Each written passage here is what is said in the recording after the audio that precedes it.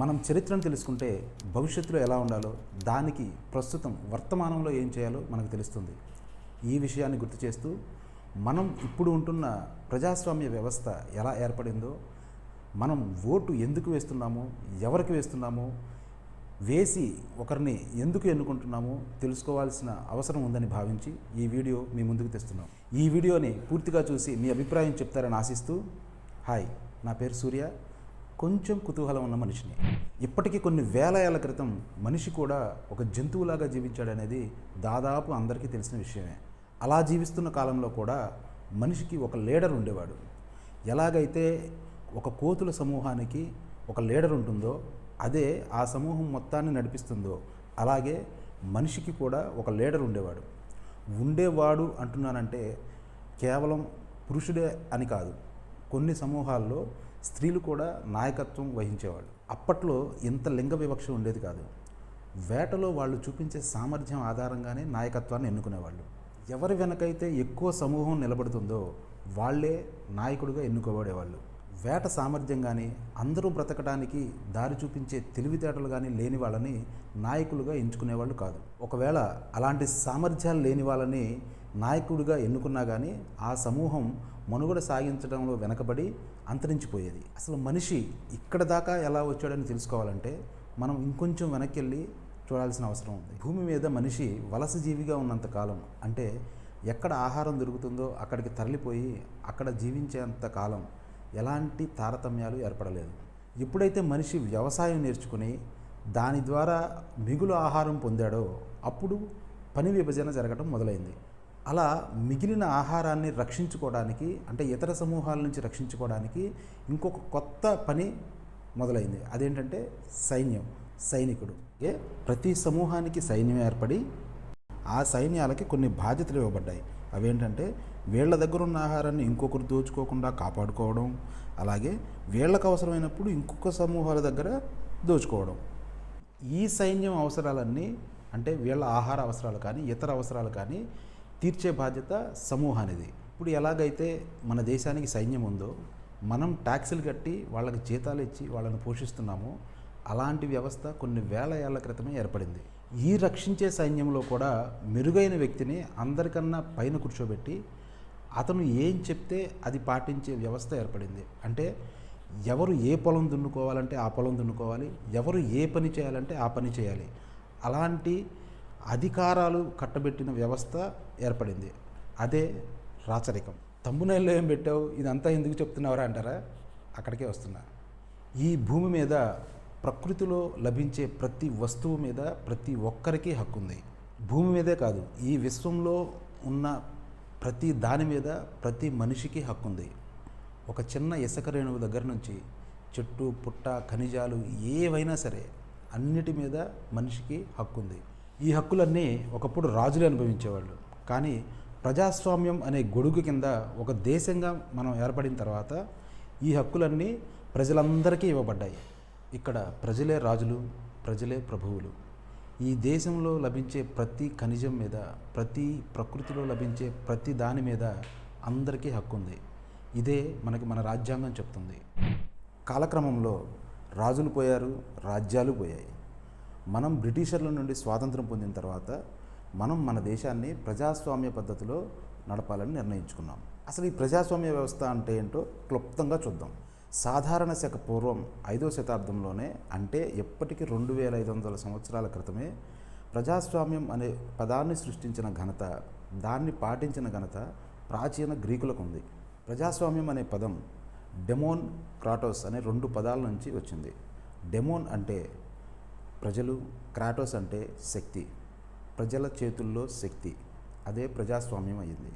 పురాతన గ్రీకులు ఆ ఊళ్ళోని ఒక ప్రదేశంలో కలిసి ప్రభుత్వాన్ని ఎలా నడపాలో, ఎలాంటి విధానాలు రూపొందించాలో చర్చించుకునేవాళ్ళు. ఏవైనా భిన్నాభిప్రాయాలు ఉంటే ఓటింగ్ పెట్టి ఎవరు అనుకూలమో ఎవరు వ్యతిరేకమో చేతులెత్తి చూపించేవాళ్ళు. ఎక్కువ మంది దేని కోరుకుంటే అదే చేసేవాళ్ళు. ఇలా మొదలైందే ప్రత్యక్ష ప్రజాస్వామ్యం. కాకపోతే అప్పటికి స్త్రీలకి, బానిసలకి ఈ ఓటింగ్లో పాల్గొనే హక్కు ఉండేది కాదు. జనాభాలో కొద్దిమందికి మాత్రమే ఆ ప్రదేశంలోకి అనుమతి ఇచ్చి వాళ్ళకు మాత్రమే ఓటు వేసే హక్కు ఉండేది. అఫ్కోర్స్ ఈ మధ్య కాలం వరకు చాలా దేశాలు స్త్రీలకి ఓటు హక్కు ఇవ్వలేదు. అది వేరే విషయం అనుకోండి. బట్ ఒకవేళ మీకు కుతూహలం ఉండి చూడాలనుకుంటే ఏ దేశం ఎప్పుడు స్త్రీలకు ఓటు హక్కు ఇచ్చిందో కింద డిస్క్రిప్షన్లో ఇస్తున్నాం, చూడండి. అలాగే ఒక లైక్ చేయండి. లైక్ మా కుతూహలానికి, లింక్ మీ కుతూహలానికి. అసలు విషయంలోకి వస్తే మనం వలస జీవులుగా జీవించాం, రాచరిక పాలనలో జీవించాం, బ్రిటిషర్ల పాలనలో బానిసలుగా జీవించాం. ఆ తర్వాత ప్రపంచంలోనే అతి గొప్పదైన ప్రజాస్వామ్య వ్యవస్థను ఏర్పాటు చేసుకొని ఇప్పుడు ఆ వ్యవస్థలో జీవిస్తున్నాం. ఈ వ్యవస్థ ప్రజల కోసం నిజంగానే పనిచేస్తుందా లేదా అనేది వేరే చర్చ. కానీ మనం ప్రపంచంలోనే అత్యంత ఉన్నతమైన వ్యవస్థను ఏర్పాటు చేసుకున్నామని మాత్రం చెప్పొచ్చు. ఈ వ్యవస్థలో మార్పులు చేర్పులు కూడా ప్రజల చేతుల్లోనే ఉంటాయి. కాలానుగుణంగా మనిషి తనకి నచ్చిన మార్పులు చేర్పులు చేసుకోవచ్చు. ప్రజాస్వామ్యం అనేది ఒక నిరంతర ప్రవాహం. మానవ నాగరిక జీవనానికి గర్వకారణమైన విషయంగా ప్రజాస్వామ్యాన్ని చెప్పొచ్చు. ఇలాంటి డెమోక్రసీలో ప్రజలు ఎలా ఉండాలి, ప్రజల చేత ఎన్నుకోబడే నాయకుడు ఎలా ఉండాలి, ఎన్నుకోబడిన నాయకుడు ఏం చేయాలి అనేది ప్రజలందరూ ఖచ్చితంగా తెలుసుకుని తీరాలి. అలా తెలుసుకోకపోతే ఈ డెమోక్రసీకి అసలు అర్థమే లేదు. ఇలా ఏమీ తెలుసుకోకుండా ఓటు వేసి నాయకులను ఎన్నుకోవడం కన్నా ఎవరైనా నియంత్రణ చూసుకొని వాళ్ళ కింద బానిసలుగా బతకడం ఉత్తమం. ఏమీ తెలుసుకోకుండా ఓటు వేసే ప్రజలే ఈ ఉన్నతమైన ప్రజాస్వామ్యానికి అత్యంత ప్రమాదకారులని పర్సనల్గా నేను ఫీల్ అవుతాను. అన్ఫార్చునేట్లీ ఈ అవగాహన మెజారిటీ ప్రజలకు లేదు. అలా లేకపోవడానికి చాలా కారణాలు ఉండొచ్చు, కానీ ఈ అవగాహన అయితే ప్రతి ఒక్కరికి ఉండి తీరాలి. లేదంటే అత్యంత విలువైన ప్రజాస్వామ్య వ్యవస్థని మనం కోల్పోయే అవకాశం ఉంది. మన ప్రజాస్వామ్య వ్యవస్థ ఏర్పడిన తర్వాత, రాజ్యాంగబద్ధమైన పాలన ఏర్పడిన తర్వాత మన పరిపాలన మొత్తాన్ని 3 భాగాలుగా విభజించారు: జ్యుడిషియరీ, లెజిస్లేటివ్ అండ్ అడ్మినిస్ట్రేటివ్. ఈ 3 వ్యవస్థల ద్వారానే మనల్ని మనం పరిపాలించుకుంటాం. వీటన్నిటిలోనూ ఏ ఒక్కదానికి కూడా పూర్తి అధికారాలు ఇవ్వలేదు. కానీ అన్నిటికన్నా శక్తివంతమైంది ఏంటంటే శాసన వ్యవస్థ. మనం ఓటు వేసి ఎన్నుకునేది ఆ వ్యవస్థనే. కాబట్టి అన్నిటికన్నా ఎక్కువ శక్తి దానికే ఉంటుంది. ఆ శక్తి కూడా రాజ్యాంగబద్ధంగా ఉన్నంత వరకు మాత్రమే. లేదంటే ఇంకొక వ్యవస్థ ఎంటర్ అయ్యి రాజ్యాంగబద్ధంగా పాలన సాగేలా చూస్తుంది. ఏ ఒక్క వ్యవస్థకి విస్తృతమైన సర్వాధికారాలు ఇవ్వకుండా అదుపాజ్ఞలలో ఉండేలా ఏర్పాటు చేసుకున్నాం. ఈ 3 వ్యవస్థలు పూర్తిగా రాజ్యాంగానికి లోబడి మాత్రమే పనిచేయాలి. ఈ దేశాన్ని నడిపించే అత్యంత శక్తివంతమైన శాసన వ్యవస్థలోని మెంబర్లని ఎన్నుకునే బాధ్యత ఏ ఒక్క కులానికో, ఒక వర్గానికో, ఒక జెండర్కో లేదా మేధావులకో కాకుండా ప్రతి ఒక్కరికి, అంటే 18 ఏళ్ళు నిండిన ప్రతి ఒక్కరికి ఆ హక్కు ఇవ్వబడింది. ప్రపంచంలోనే ఇన్ని కోట్ల మంది ఓటు వేసి ఎన్నుకునే ప్రజాస్వామ్య వ్యవస్థ మనదే. దీనికి మనం గర్వంగా ఫీల్ అవ్వాలి. అదే సమయంలో ఎంత బాధ్యతగా గుర్తెరిగి ఓటు వేయాలో ఆలోచించండి. మన రాజ్యాంగ నిర్మాతలు మనకి క్లియర్గా ఏం చెప్తున్నారంటే, మీ చావు మీరు చావండి అన్నారు. ఎలా అంటే, మనం దొంగల్ని ఎన్నుకుంటే వాళ్ళే మన నాయకులు, మనం మోసగాళ్ళని ఎన్నుకుంటే వాళ్ళే మన నాయకులు, మనం హంతకులను ఎన్నుకుంటే వాళ్ళే మన నాయకులు. అంతిమంగా మన సొసైటీలో ప్రజలు ఎలా ఉన్నారో నాయకులు అలాగే ఉంటారు. నాయకులు మన నుంచే వెళ్తారు కదా, ఎక్కడి నుంచో ఊడిపడరు కదా. కాకపోతే మనల్ని గొర్రెలు ఎలా చేయాలో ఆ స్కిల్స్ మాత్రం వాళ్ళకి క్లియర్గా తెలుసు. చరిత్రని సరిగా చూస్తే మనం ఇక్కడ దాకా రావడానికి మన పూర్వీకులు ఎన్ని పోరాటాలు చేశారో, ఎంత దుర్భర జీవితం అనుభవించారో తెలుసుకుంటే మనం నిద్ర కూడా పోలేం.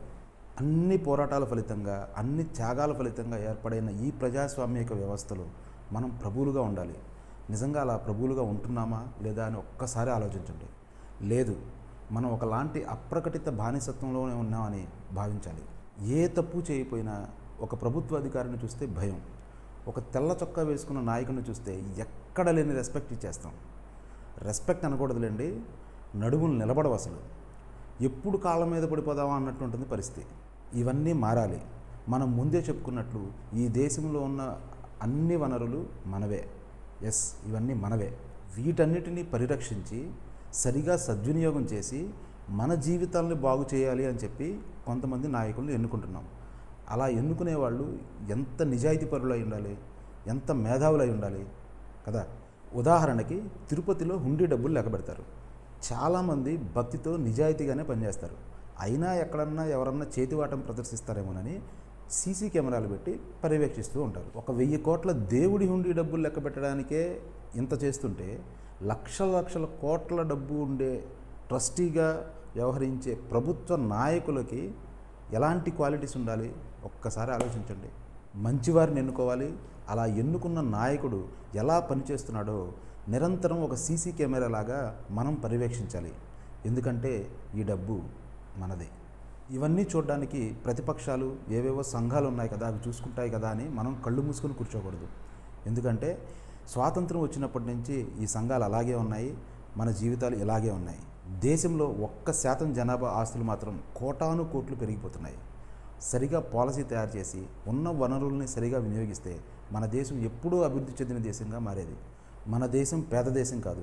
ఉన్న వనరుల్ని సరిగా వినియోగించే పాలసీలు తయారు చేసే నాయకుల్ని ఎన్నుకోకపోవడం వల్లనే మన దేశం ఇంకా పేద దేశంగా మిగిలిపోయింది. దీనికి కారణం మనమే. నా కులం వాడని, నా ఊరి వాడని ఒక డాక్టర్ని ఎంచుకోము. అతను మంచి డాక్టరా కాదా, బాగా ఆపరేషన్ చేస్తాడా లేదా అనే చూస్తాం. అలాగే ఒక నాయకుడిని ఎంచుకునేటప్పుడు మనం అతను మంచివాడా కాదా, బాగా పరిపాలిస్తాడా లేదా, దేశాన్ని ముందుకు తీసుకెళ్తాడా లేదా, మన జీవితాలను బాగు చేస్తాడా లేదా అని ఎందుకు చూడం? ఇవి లేకపోగా కుల విద్వేషాలు, మత విద్వేషాలు రెచ్చగొట్టి దేశ పౌరుల్ని విభజించే నాయకుల్ని గొప్పగా కీర్తిస్తూ వాళ్ళనే ఎన్నుకుంటున్నాం. మనల్ని మాత్రం రకరకాల భ్రమల్లో ముంచేసి వాళ్ళు మాత్రం దేశాన్ని దోచుకుంటూ పోతున్నారు. కాస్త ఇకనైనా తేరుకుందాం. నేను నాయకుడిని అని బలుపు చూపించే వాళ్ళని కాకుండా కాస్త మంచివారిని, నిజాయితీ పరుల్ని, జవాబుదారీతనం ఉన్నవాళ్ళని, ఈ దేశపు వనరుల్ని సరిగా ఉపయోగించి మన జీవితాలు బాగు చేసే వాళ్ళని ఎన్నుకుందాం. ఇవన్నీ జరగాలి అంటే మనం ఓటుని నోటికి అమ్ముకోకుండా ఉండడం చాలా అవసరం. ఒక్కసారి మీరు అలా ఉండి చూడండి. మీ డబ్బు మాకొద్దు అని గట్టిగా చెప్పి చూడండి. ఈ పార్టీలన్నీ మారతాయి, మంచి వాళ్ళనే నాయకులుగా నిలబడతాయి, మంచి వాళ్ళకే సీట్ ఇస్తాయని నమ్మకం నాకుంది. ఒకవేళ మీకు ఆ నమ్మకం కలిగితే అలా ఉండి చూడండి. మన వ్యవస్థ కొంచెం అయినా మారుతుంది. మనది ప్రజాస్వామ్యం అని చెప్పుకుంటున్నాం కాబట్టి ఆ పదానికి ఒక సార్థకత చేకూరుతుంది. Thank you.